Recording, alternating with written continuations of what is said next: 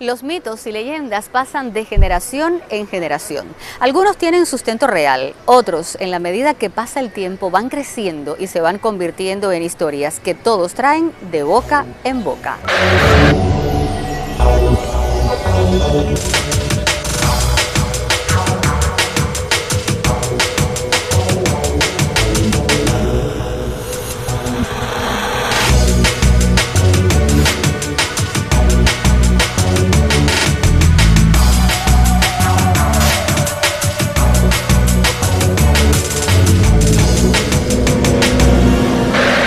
Hoy, Una mirada en el tiempo comparte con ustedes dos historias holguineras que entran en esa categoría, mitos y leyendas, para rescatar la memoria. Son de primerísima calidad y no me van a negar que se los estoy pasando buen precio. Tiene buena pinta, Sebastián. A mí, la que me llama la atención es esta negra. ¿De dónde diantres han sacado esta belleza? Esa. Quizás reconozcas esta frase, eres más malo que el manco Rondán. Y todo tiene que ver con este personaje que llegó a Jibara en la década del 30 y que se convirtió en el hombre más rico de Holguín en la primera mitad del siglo XIX. Nos legó una obra muy importante desde el punto de vista económico, histórico y patrimonial. De ahí que te invite entonces a conocer los enigmas de Rondán. Mis abuelos me hablaron con mucha frecuencia sobre la tradición oral en el poblado de Auras cuenta muchas cosas alrededor de la vida de Francisco Rondán es un hombre que hay que admirarlo por toda su obra. Todas las casas de Rondán, es decir, esas dos casas, están matizadas por los túneles misteriosos, con historia de amor, dolor y cosas también tenebrosas, ¿no?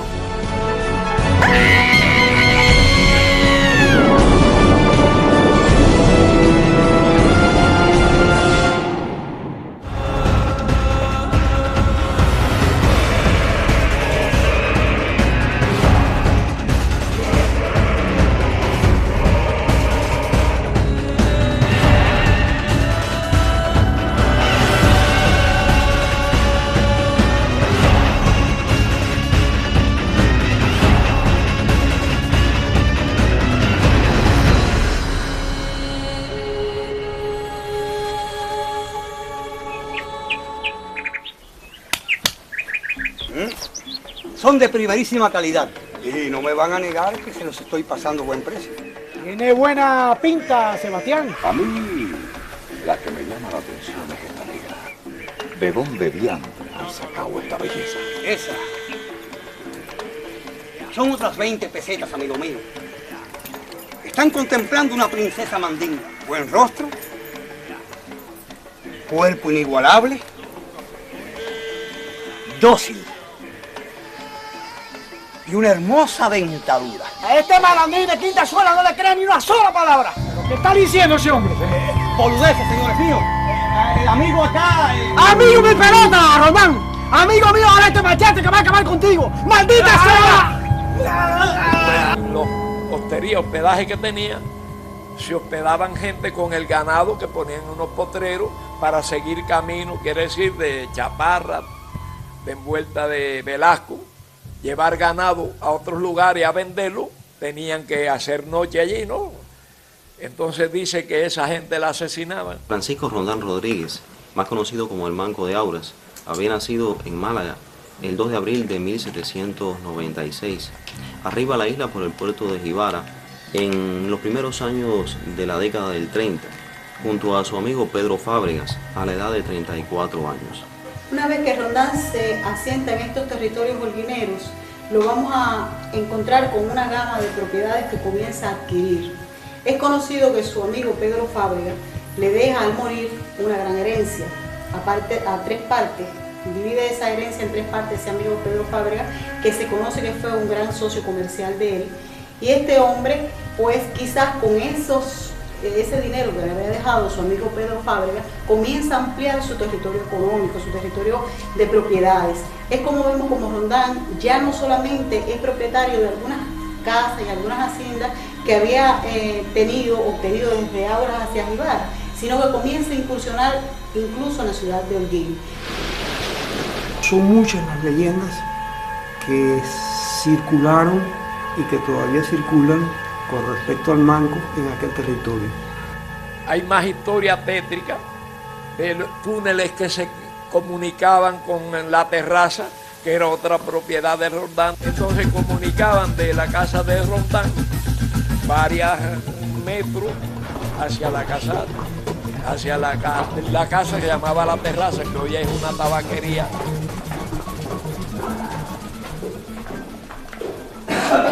Aquí está bien. Señor, ¿no cree que será mejor sacarlos de la casa? Mire, aquí si lo vienen buscando sería muy peligroso. Aquí nadie puede saber que el futuro cadáver está en mi propia hostería. Venderé el ganado que trajo el maldito y me quedaré con los esclavos para negociarlos. ¿Será cosa de decir que por aquí no ha pasado? ¿O cualquier otra historia creíble? Nadie se podrá imaginar que el futuro cadáver va a estar en el fondo de la mesón.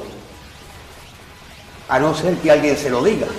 Señor, no estará pensando que yo... No, Garcilaso, yo no pienso nada. Claro. Yo sé que eres un hombre fiel a mí y que de esa boca... ¡Mi palabra! Oye, mire, se lo prometo, mi palabra, yo no diré nada. Se lo prometo. Claro que no, Garcilaso. ¡Claro que no! El manco se va a vivir a Jibara, donde tenía mansiones, donde también hay leyendas. Me contaba Morena, una señora que le gustaba mucho la cultura, compartíamos en su casa sus vinos.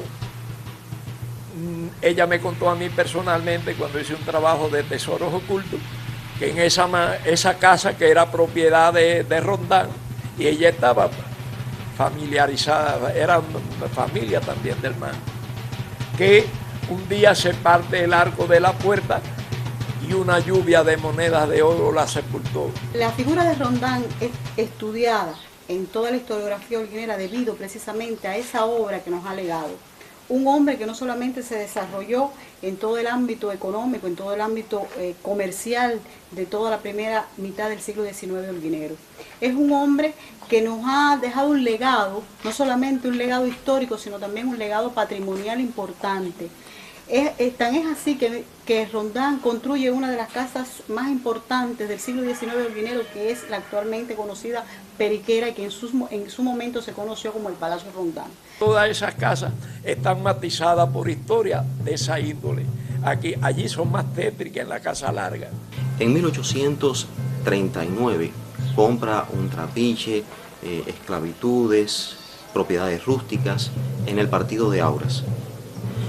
Llegada la década del 40, ya Rondán amasaba un capital bastante envidiable, se podría decir. Todo este conglomerado, quizás yo lo digo así, de propiedades de Rondán, le va a valer el título del hombre más rico de Holguín en la primera mitad del siglo XIX. Él recibía muchas visitas y en un momento determinado él invitaba a sus huéspedes a jugar naipes en una habitación que tenía preparada. En el fondo de la habitación, es decir, el piso, se abría en un momento determinado. Claro está, Francisco Rondán Rodríguez abandonaba la habitación por un motivo muy justificado, y estas personas caían en un foso donde eran esperados por unos matones que daban muerte a estos visitantes. 18 horcones, reitero, tenía uno al lado del otro, suponiendo que tuviera diferencia 4 metros unos de otros, era bastante amplia, porque albergaba todas esas cosas que he dicho. Tenía un pozo dentro de sus habitaciones.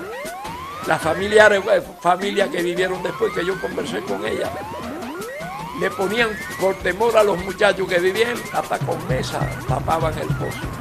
Se plantea por vecinos de Hoyfloro Pérez de Aura, en aquel entonces, que por mucha basura que le echaron tiempo después, aquello se lo tragaba.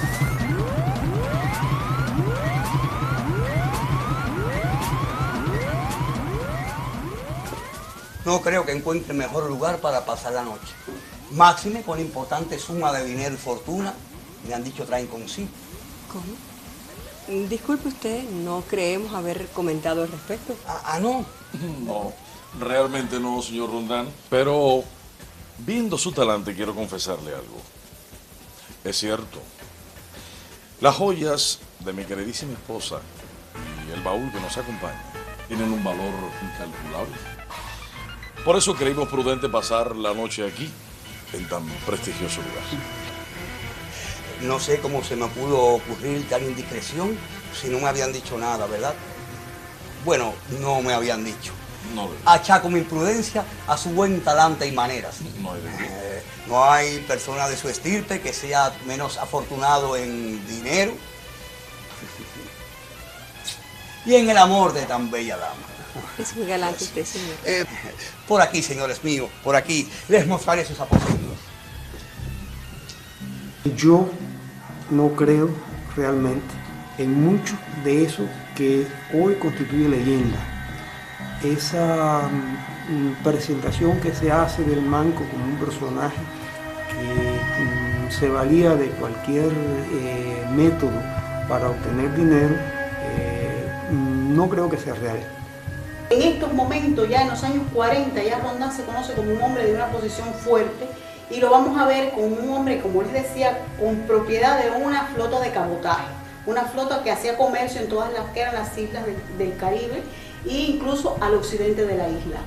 Este hombre que se conoce también como el Manco Rondán y que hay una leyenda que bueno, hasta ahora no lo hemos encontrado como documento que dice que hay una leyenda donde es manco porque tuvo una reyerta a la cual se le corta un brazo, pero en documentos encontrados se sabe que este hombre se queda tullido de su mano izquierda debido a un accidente que tiene en una de esas flotas de cabotaje. Bueno, en cuanto al barbero, que no sé quién era, bueno, cuentan los vecinos que también era secuaz de Rondán, eso. Que inclusive gente que tenía el ganado y que a esa hora que llegaban querían darse una afeitada, bañarse y todo, fueron hasta degollados. Eso lo cuentan las leyendas. Hasta ahora se sabe que ese hombre perdió ese brazo y no lo perdió precisamente, sino que prácticamente se le quedó inútil. Y a partir de entonces es que él toma el sobrenombre del Manco Rondán.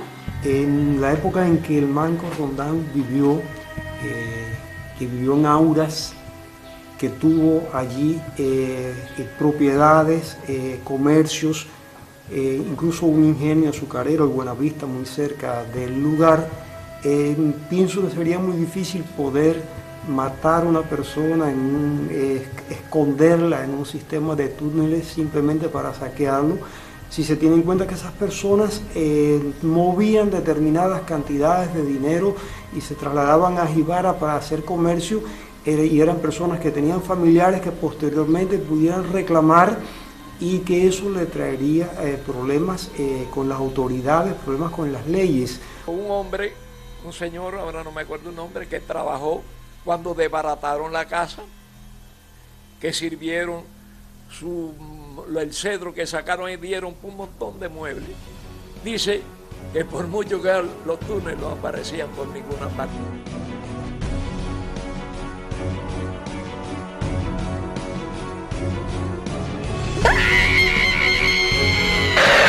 Mitos y leyendas en una mirada en el tiempo. Repasemos ahora la historia del dios de la lluvia, Tahuabo, otra leyenda de ídolos basada en hechos reales.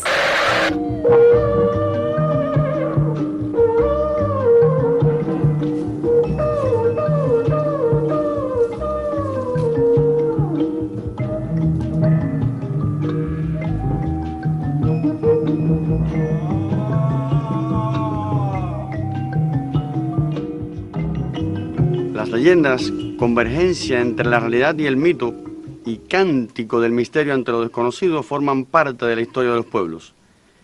En épocas precolombinas, por estas tierras señorearon los espíritus maléficos y benéficos sobre los aborígenes de entonces. Tahuabo, dios de la lluvia, y Maicabó, dios de la sequía, probaron sus poderes sobre las aldeas taínas. A su leyenda está dedicado nuestro programa de hoy.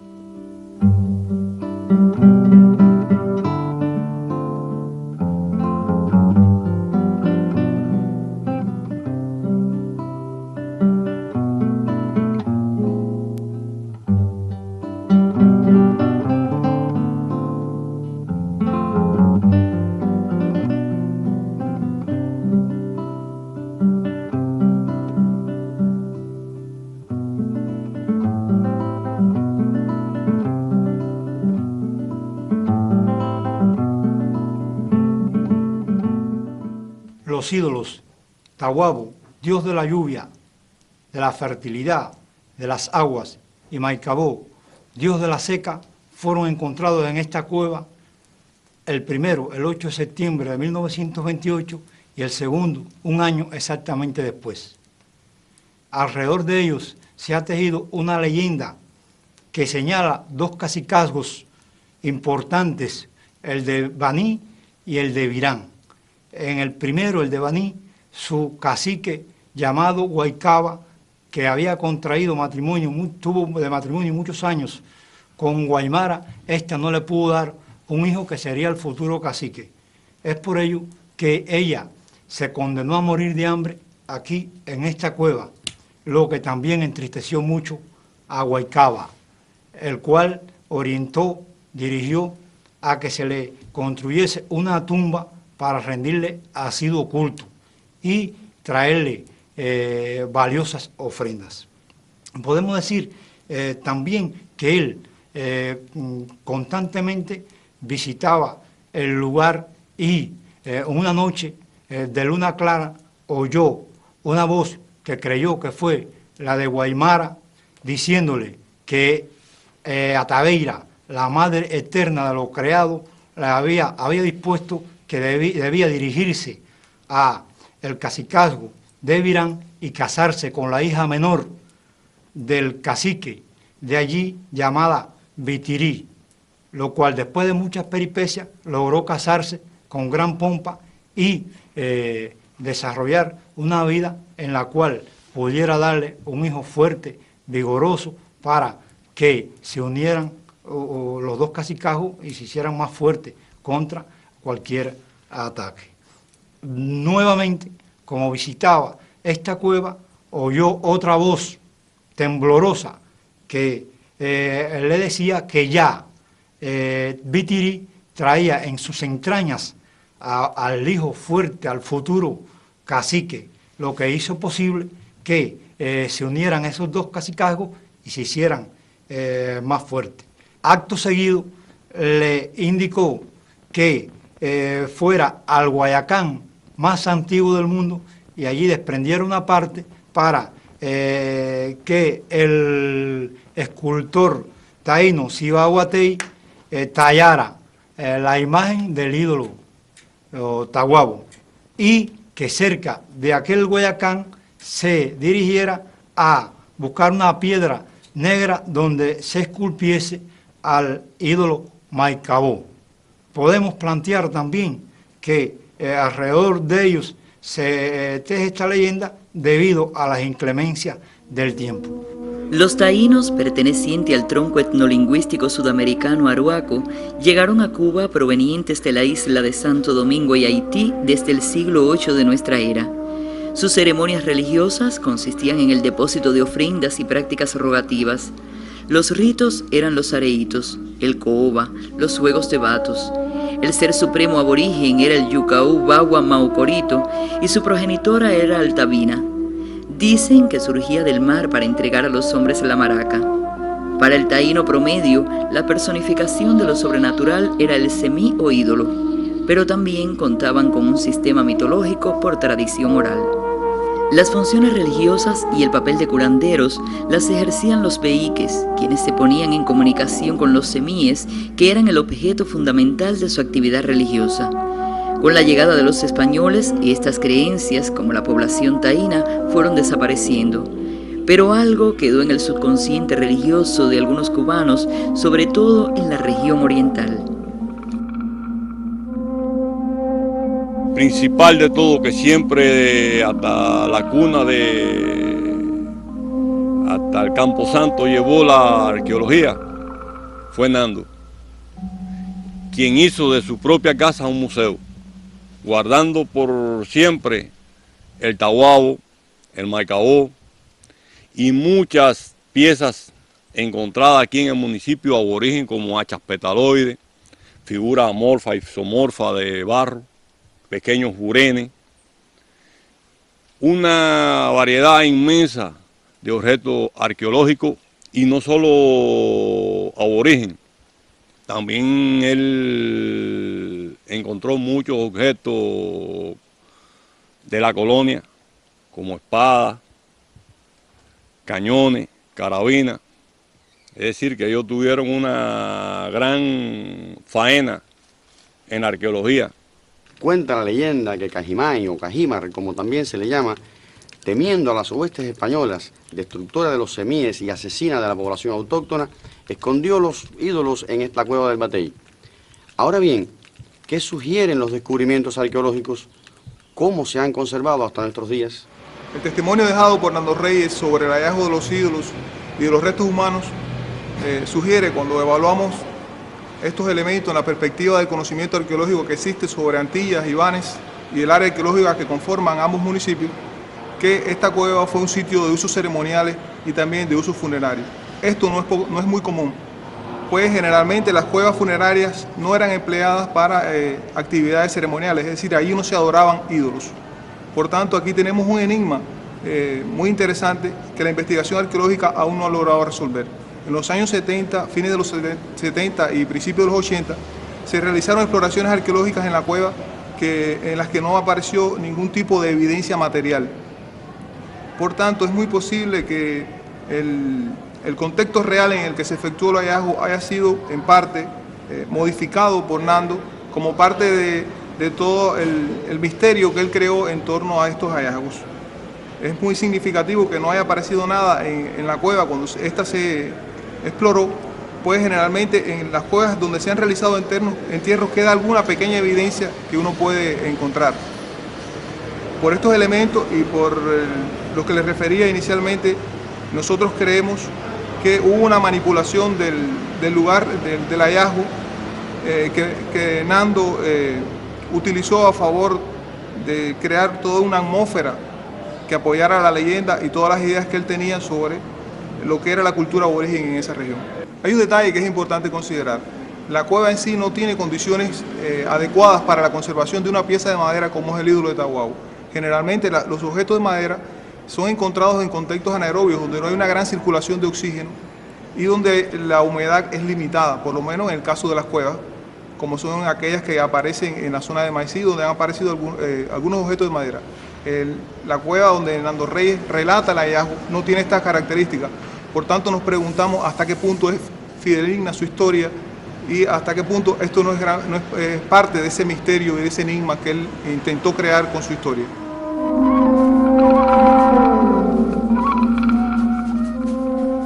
Uno de los hechos más significativos de las leyendas desde el punto de vista etnográfico es la utilización de estos ídolos con fines religiosos.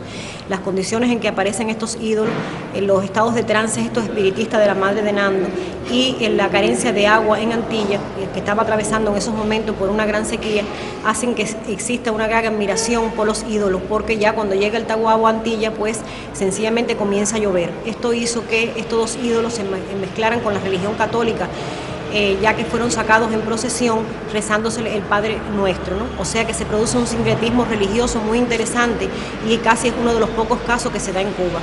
Otro de los hechos significativos de la leyenda es que se basa en hechos reales, tal y como los describieron los cronistas de India. Habla de la organización del grupo, de plantas, por ejemplo, como la piña, la guayaba, el anón, o sea, plantas endémicas, de animales también autóctonos, como la jutía, que fue uno de los principales alimentos, la rana, que la usan desde un punto de vista simbólico.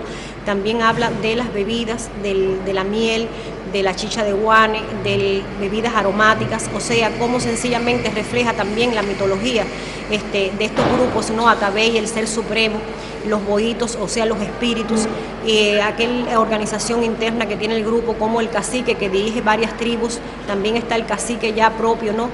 También los toponimios como Nipesagua, Baracoa, Baní, o sea, son lugares que en la actualidad se conservan. Esta leyenda fue narrada por Nando a Fernando García Grave de Peralta, aficionado a la arqueología y que fue mambí, y que precisamente en toda esa campaña que hizo junto al Ejército Libertador, pues conoció distintos lugares y también conoció distintas leyendas.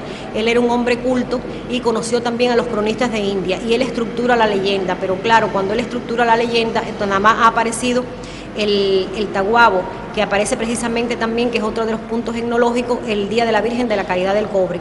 Y él termina la leyenda diciendo que van a llegar los hombres blancos y que hay que hay que sencillamente esconder al taguabo para que no caiga en manos de estos colonizadores. Fernando Reyes esconde en un piso, en una casa, debajo de un piso, precisamente esconde los ídolos. Y así, cuando ya los ídolos se someten a un proceso de conservación, pues se encuentran que tienen restos de resina, restos de murciélago y toda una serie de desperfectos ya que tienen desgaste, que tienen ya de la madera, en el caso de la madera.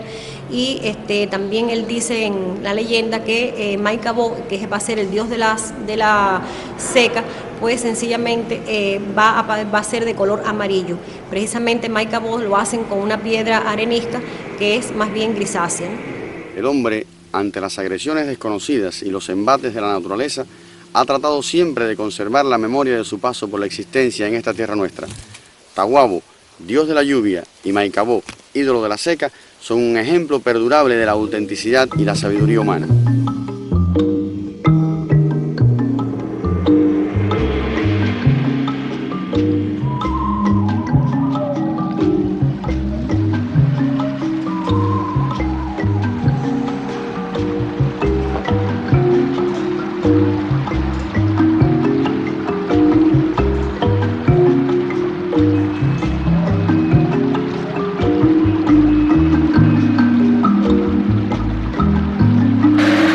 Con mitos y leyendas nos despedimos por hoy. La próxima semana regresaremos para seguir rescatando nuestra memoria porque estamos completamente seguros de que sigue viva.